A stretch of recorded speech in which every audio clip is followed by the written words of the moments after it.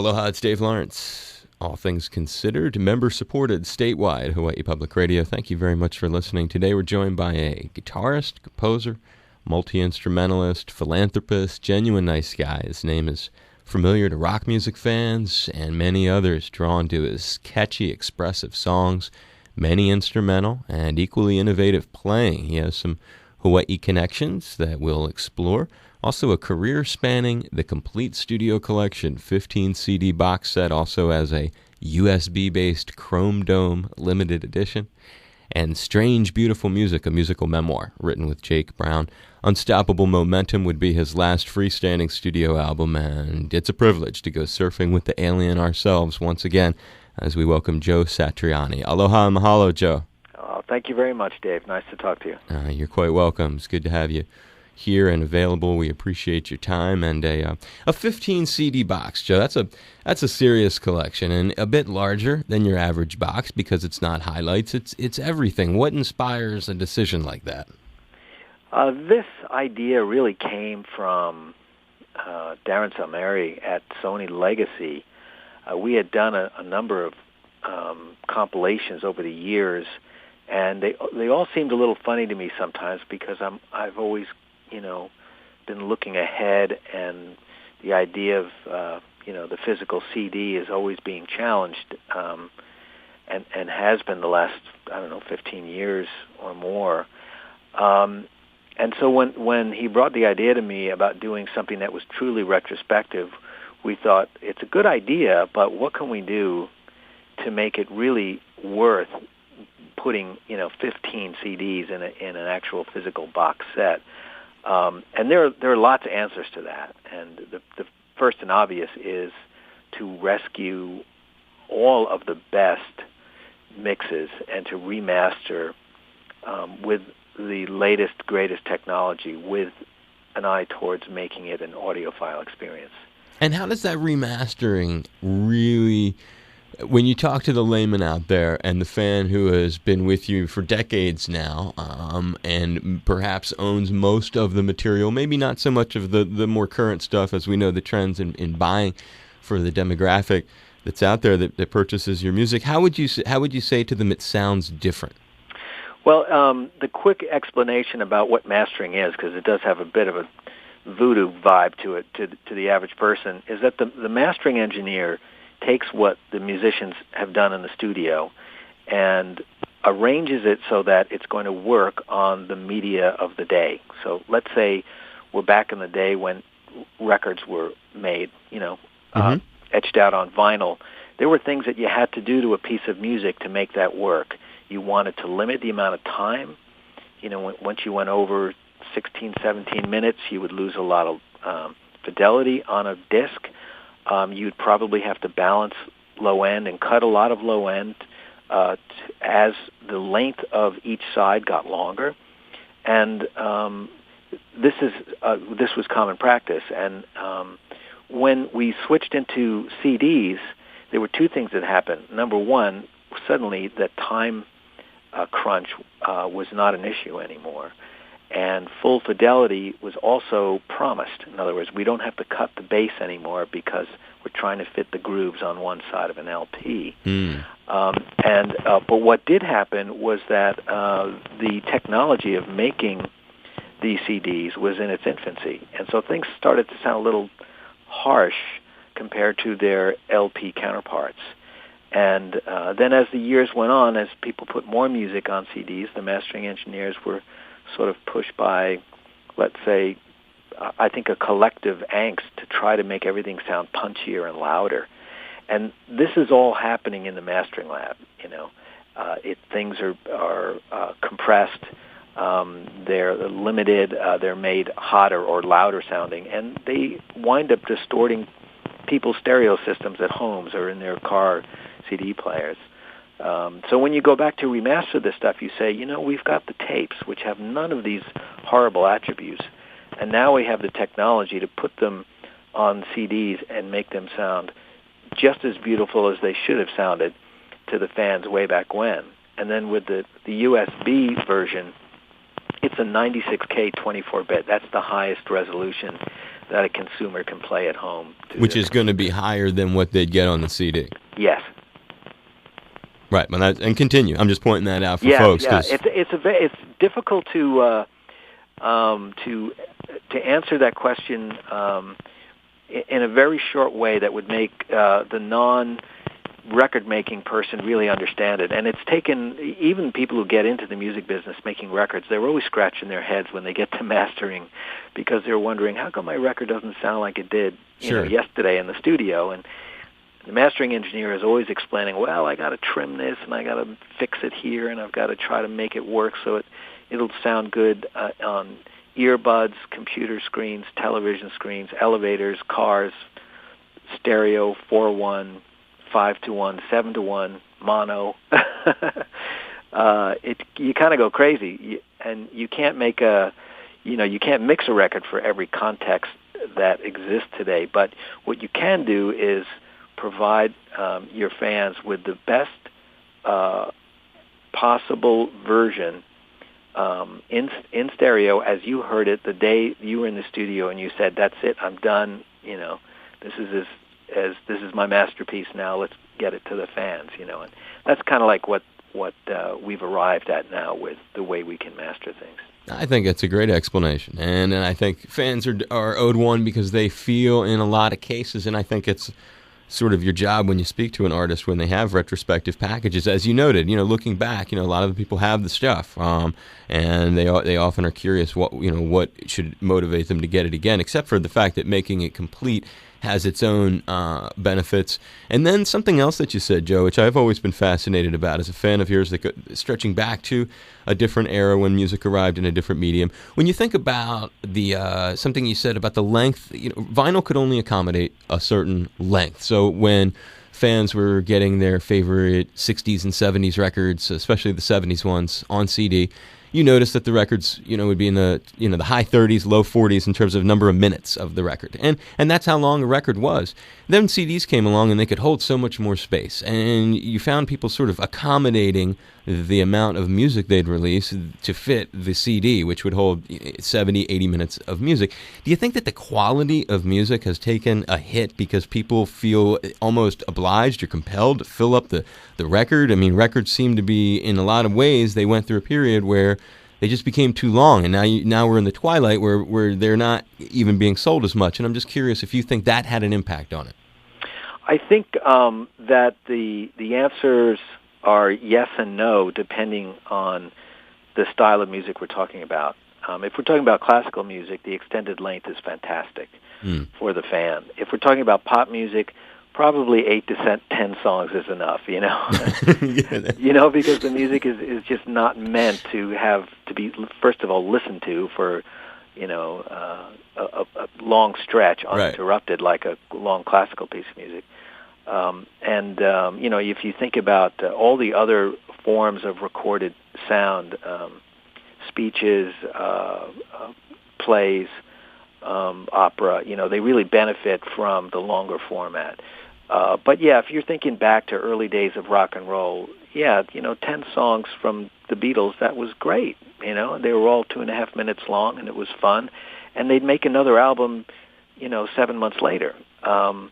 But in the 70s, people would make an album, and then you wouldn't hear a full record for another 3 years because there would be this long tour thing. And in actual fact, when you go back and you look, you realize there has never been a moment where there hasn't been chaos in the music industry or, things have always are in flux. And, the older guys are always complaining, and the newer guys are saying, what? This is the way it is now. That's just the way it is. I think if you go back to 1900, and the advent of music publishing and letting people play, ragtime music in their parlors on their own pianos, that was so disruptive for musicians. And then the next thing, when records started to come out, it just, there's this never-ending cycle of people becoming enfranchised while other people are becoming disenfranchised as the new technology comes. One thing's for sure, though, society, if you give them more opportunity to consume what they want, they will take it, and that's what this has done. Yeah, I mean the filler concept for sure. Yeah, but it's a funny thing. I know what you mean. I think that here's a funny thing to add into the mix is that during those days when a label would say to me, "Hey, you can put 14 songs on if you want, or 15." You wouldn't always, and as a matter of fact, only the biggest stars would get paid for all of those songs. And there's a thing called mechanical royalties where you get paid, a certain amount of pennies for each record that they're going to manufacture and release. But grandfathered in from 50 years ago, it says the record company shall pay you for 10 songs. Mm. And so most people never get paid beyond that for the full, 18 or 20, right. That they put on there. That's interesting. I didn't know that. Yeah, it's a very interesting thing. So I think it put a lot of artists in a funny position where they're being asked to do bonus tracks and extended CDs, and they're going, yeah, but how come I'm not getting paid for this? Right. And then, of course, that rolled into file sharing, which made it even stranger for the artist to think, wow, now I'm really not getting paid. Well, you know what's weird about that is going back, because you mentioned it, and I was just about to ask you sort of the same thing. You talked about going back to like 1900 and the beginning of publishing and the way that it began to cause disruptions in live musicians' lives because people were playing stuff and it was taking away their gigs, I guess, is the short of it. So I had a guy on, and I don't remember when, it was over the last couple of years, and I forget who, but he made an interesting point about, he said something, and I'm just paraphrasing, he said, music for the last 100 years or whatever has been something you could buy. But there was a point before that where musicians basically could make a living playing it live, and there was no recorded music. And this guy was basically implying, and it was a younger cat from an alternative band or something, and he was implying, that there's going to be a day when you just got to give it away, and that the future is going to, as you were saying, it's a constantly shifting reality in terms of how you can go about selling music.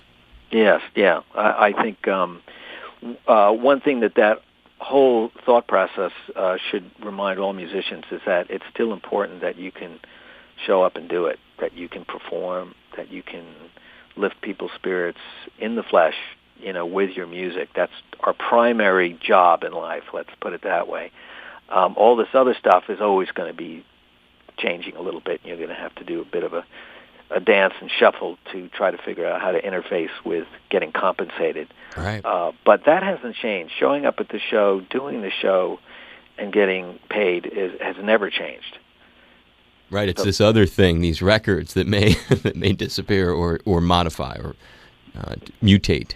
Yes, yeah. But also, the reality of being a musician in today's society is also very different. And so I think that the compensation models that have been bouncing around over 100 years are really a reflection of how a musician can live in society. Mm-hmm. It's just a lot more complicated and expensive to maintain that kind of lifestyle and to be able to deliver. It's not like you're just, you jump in a wagon, you're a minstrel, and you show up and... Right, it's more complicated than that. It's a lot more complicated. Your audience actually wants a lot more from you, and Sure. It takes funding. And so you have to sort of, jump in the water with everybody else who's making shoes, bread, cars, windows, whatever. I mean, we're all part of modern society. We're all creating things, and we're sharing, and we're trading. So I don't see that whole thing as the bad part of it.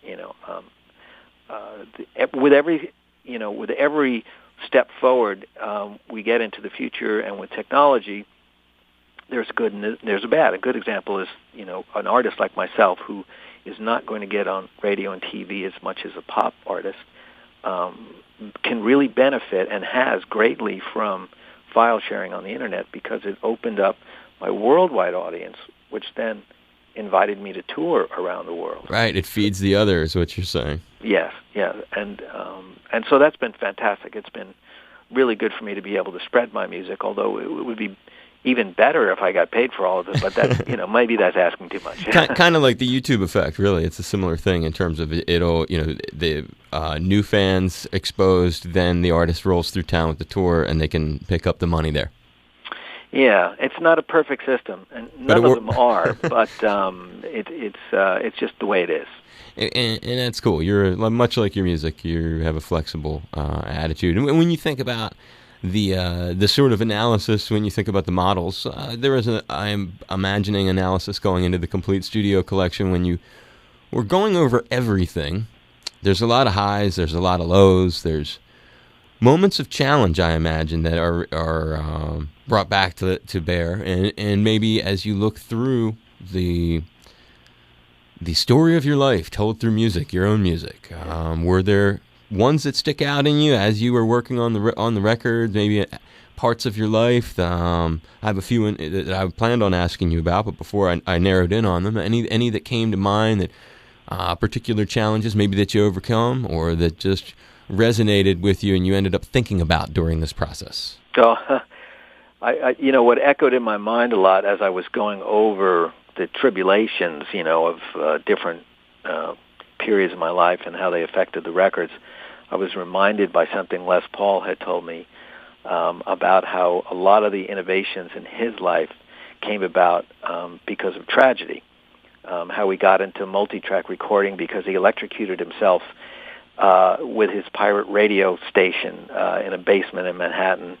And then when he went and to make that big step into television with Mary Ford, right at the onset he got into a car accident and he had to reset his arm. And he said that every tragedy brought back a new way of focusing on the new opportunity. And some of the things that have happened to me have not been as quick, like getting electrocuted or shocked, I should say. Yeah. But they, some of them have been just what everybody else goes through. Losing loved ones, becoming ill physically. Things that we all go through and we carry on through. And then there are the musical things. What's coming to mind right now, maybe it's because I was just recording something and looking at the scar on one of my fingers. I remember recording some tracks for the Time Machine record, and we were at a place called The Site in Northern California, and they had these great, beautiful glass sliding doors that would separate the rooms because the studio looked out into the canyons of Marin County. It was just beautiful, and you could watch red-winged hawks flying around while you were recording. Unfortunately, though, these people were always walking into these glass doors and having other problems. So on my way out to do a solo, I just forget about this door and its separations, and I wind up sliding open the door and ripping open my left hand, my playing hand. Just as I'm about to go out, and I'm thinking, oh, this is great. Here, I'm in the studio, everything's going great, and I've just cut my career very short because, I've severed all the tendons in my fretboard hand. Yikes. It turned out to be not that bad, although it looked horrific, and everybody freaked out at the studio. I can imagine. I wound up doing the solo with, my finger all bandaged up and thinking about, the thing that Les Paul had said, that, there's an opportunity when these minor or major tragedies come about, and you have to roll with it. And it affected the performance that day, but it wound up making a really cool solo. Not a method that I will ever try to repeat, mind you, but there it is, A one-timer. And that's the kind of thing when I listen as a fan and someone who's appreciated you from when I was young growing up in Philly radio, how they would play you on the air. And sometimes now growing up, I see things a lot different. I lost my mom and my grandmom in the last year, so I look at things in just such a different way. And when I hear your songs now, I realize so much. I'm thinking, but you'll correct me. When there aren't words, there's just so much emotion still with your playing. And I wonder if sometimes the stories, these painful stories like Les Paul told you, really end up being told through the notes you play and end up becoming this beautiful music. They do. Yeah, I'm sorry to hear about you losing your family members like that. As I said before, that is a common thing that we all share. Life on the planet. We're here for a short time, and the ones we love leave before us sometimes. And I suppose it's the role of the artist to put it into their work and to allow people to commiserate or, for good times, to help them celebrate. The power and the odd thing about the instrumental is that you really can't force people to think of a about topic. your song, the way it had, let's say, the original inspiration was. So you might be writing a song about baseball, and people out there want to use it for football, Mm-hmm. But on a more serious note, I remember spending quite a long time writing a song, grieving for the loss of my father back in '89, and I was trying to focus on good memories and a hopeful feeling of looking forward, based on his personality and the good memories that he left me. And so I wrote this song called "Crying." As the record came out, it was on the Extremist album. We were on tour in Europe, and we got word that a German soccer program was using the song to run highlights of the week. And the listeners loved the song so much that they wanted us to come and play it live on the show. Wow.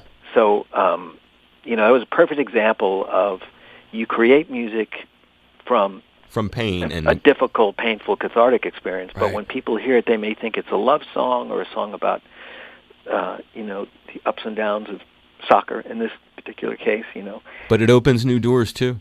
It does. And, you give it away once you're done with it, the artist really does have to just let it go and then move on.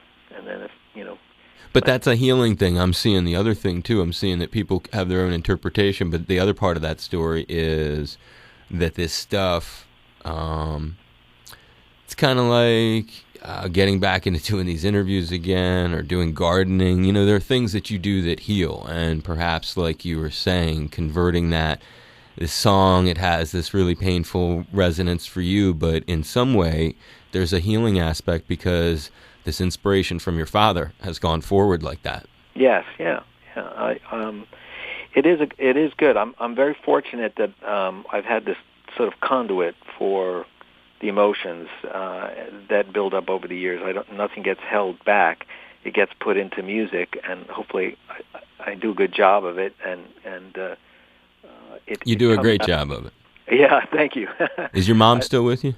No, and she also, like my dad, was a very influential figure in my life and very supportive, and she inspired me in many ways. And like what? What's a thing that you embody about her? Music. I think both my parents were installed in me. This feeling of you never give up, you follow your dream, and to have courage, even for the smallest things, just like showing up at school and doing the show, doing your little performance, as it was when I was a young kid learning how to play and how to perform, and understanding the difficulty of being a musician, but also not, cutting me any slack for it, because it was something that I chose. And you need that sort of backbone. Discipline. Yeah, to survive the entertainment industry. Because there really, you have to learn early. There's no reward for good behavior. There just isn't. You just have to kind of not like, but you got to really love what you do. Things that come along really fall into the luck category. There's no justice or, anything like that. So you have to get your head straight, or I should say your head has to get straightened quite early on, and parents are in a perfect position to do that for you. But anyway, my mom was a great music lover, and so we shared a lot of great experiences. And she turned me on to quite a lot of music. Wes Montgomery, and my parents were of the jazz age, so they listened to jazz all the time, and that's where I first heard Coltrane and Miles Davis and Lester Young and that's so cool. Billie Holiday and all that stuff. Big band music. That's so cool. T-Rex, that was my first song. My mom said I used to stand there in the crib Is that right? holding on to it, and then I devoted my whole life to being a radio DJ, so I see what you mean. that early encouragement or exposure or whatever, it's like a flower or a plant. It grows. Yeah.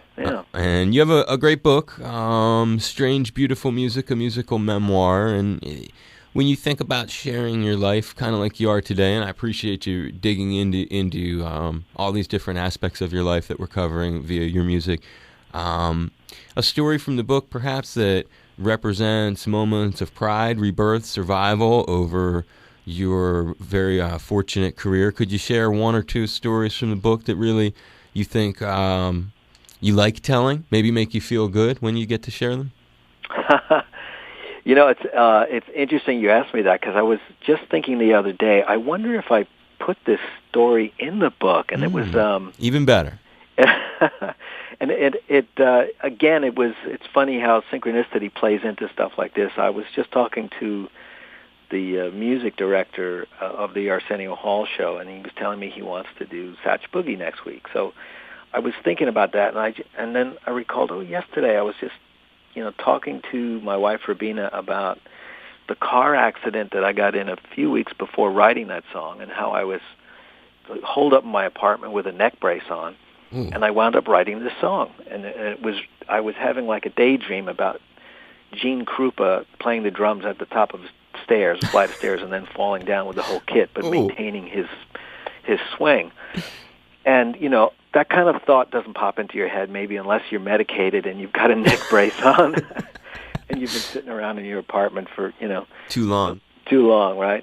And then I was thinking, Bob, did I put that story in the book, that song got started that way? And that was the song that we eventually played it for Barry Coburn, the president of Relativity Records, at the end of '86. That was the one that sort of made me understandable to him, because he wasn't quite sure he wanted to sign me for a multiple record deal and for what was slowly being assembled, which would be the Surfing with the Alien record. So he brought us out to New York, or me specifically, to play a few songs live so he could check me out, because he always thought I didn't look like a rock star, and he just couldn't figure out what to do with me.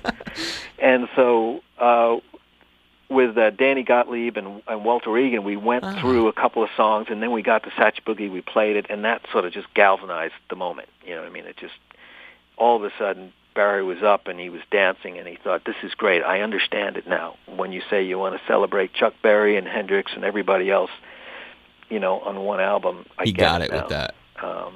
And that's very important. As I said before, you have to be able to show up and do it.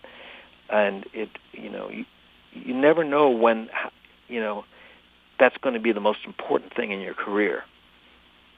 They always say that whatever it is, 90% of a career is showing up, or I forget what the percentage is, but it's a big one. Right. But in that case, that it was a very important moment, and I don't exactly know what strings I was using or what I was plugged into. A lot of things about that evening are a bit of a blur, but I do remember playing the song and looking at Barry and the other executives from the label and realizing that's why I came, and this is important. This is what I've been practicing for, this one moment. Those are incredible realizations, whether it's right before a phone call or right before you open an email, even if you realize something's not going to be good. When you have that intuition, there's a lot there. And that's a great story, a great story of success, too, coming about for you. When you think about what's important, is it important to separate yourself from, in your personal life, to separate from the music, the biz? I ask that because I always felt like doing the interviews, going around and chasing down rock stars and stuff, and my personal time was kind of like a hobby or whatever. And then after Mom died, I didn't think that way at all. And I realized this was business, and this is stuff I do at work. And I started the plants and the gardening and stuff a lot more, and it's done so much for me. And so I think of you and the intensity of trying to survive in that business. Like you said, it is showing up and being a nice guy does not make it in what you do, but yet you stayed nice. You stayed pretty down to earth. What do you have to do to maintain that? Are there things you have to do in your free time? Are there hobbies? Are there ways of release that are completely separate from this business that you're able to plug into, and how do they help you? Yeah, you know, you're making me feel like I should have a hobby. Well, maybe I'm wrong because you're a model of success. I'm just telling you what happened with me. I want to hear how do you do it, Joe? You know, I love music. I'm passionate about it. People around me tell me I'm crazy half the time. Like, you know, they're always saying, Joe, put the guitar down. You've got to come out. And I've heard that since I was 14. You know, people tell me to get out of the house, which is probably why I'm still so pale because I never get enough sunlight. But I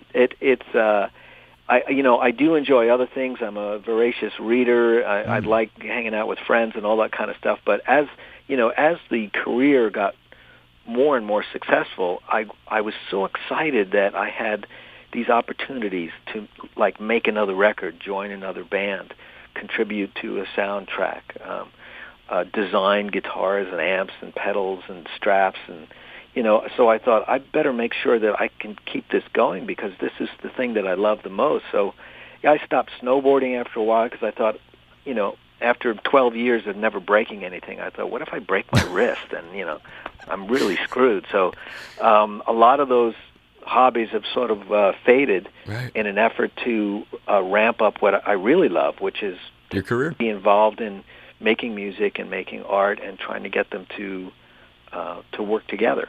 It's amazing. Well, I mean, that says a lot. I mean, it's hard work. There are a lot of lessons in that. I mean, you answered it in a very unique way. Before I wrap it up with you, it wouldn't be right to mention a few Hawaii connections. I've been fortunate enough to speak with you one other time on the air in Honolulu. I got to do a phoner with you years ago, another station. And so for the benefit of the folks joining our conversation today, I want to talk about some of just your personal connections you have with Hawaii. I know 3 that I can easily name. There could be some more. I can name them, or you can just tell me what you think your personal connections are here. I don't know. This is very interesting. This is your life, Yes, I'm trying let me hear what it is. It's a new segment I've come up with spontaneously here. Hawaii Connection. So there are 3 that I thought of. One being, and it's a logical thing because we need a chicken foot reference in this interview somewhere. Sammy Hagar, who lives on Maui, and he has a rum that he bases around working over there, and I've gotten to interview him many, many times over the years here in the islands and elsewhere. What have you come out and hung with him in Hawaii? No, he's invited me many times to come out at his house. He's always telling, like most people, he's saying, Joe, you got to get out, He, along with, I think, Mike Anthony, they figured out the success of life is to take as many vacations as possible. Right. That's still a lesson I'm trying to learn. And so many of those invitations, unfortunately, I haven't been able to take them up on. But we talk all the time. We live very close to each other here in the San Francisco Bay Area. Right. And it's funny, the last 6 days I have been doing nothing but making demos of new songs for Sammy. So he's, right at the front of my head right now. Every day I'm imagining him singing these songs that I'm writing right now. So are these new Chickenfoot?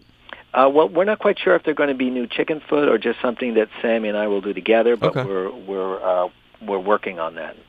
Any Chickenfoot update? There isn't one. Usually what's happening with Chickenfoot is that when all of a sudden everybody calls each other and says, I have 5 days, where I'm not doing anything. Where are you, Synchronicity, when it happens. Yeah, so we're a busy group of guys, and so that's kind of like what we're waiting for. But Sam and I are just going to go ahead and start working on stuff, and that way we're ready if all of a sudden that great moment comes and all 4 guys are ready to jump in the studio. Well, here's hoping it happens and that you take him up on one of those offers. Even if you bring your guitar, do come out to visit him on Maui. Another person also on Maui, and it's a connection goes back quite a few years. I'm thinking 91 was the last time you did some recorded work with him. I could be wrong on that one. Alice Cooper. Oh yeah, I just spoke to him the other day.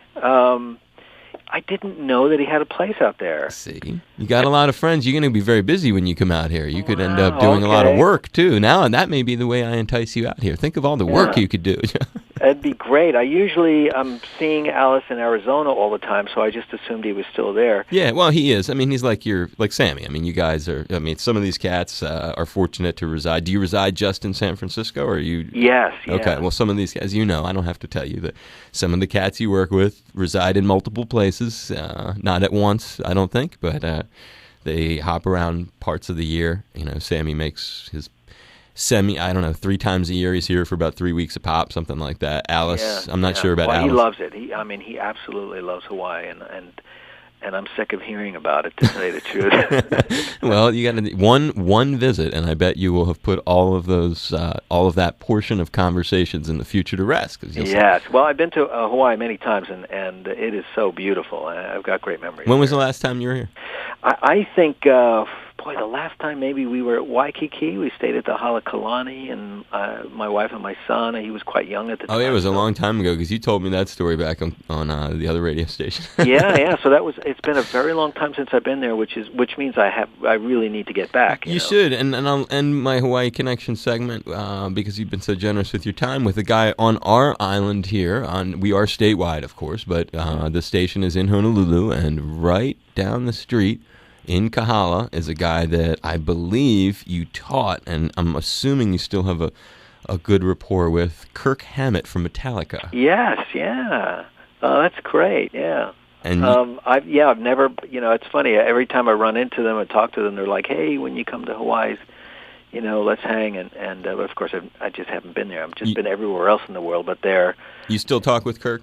Yes, I do, yeah. He was very nice to contribute quite a lot to the book, and then he just did a sort of a combination horror memorabilia and thrash metal concert in the city. I was still really down with the flu, so I couldn't attend, but that was the last time we communicated.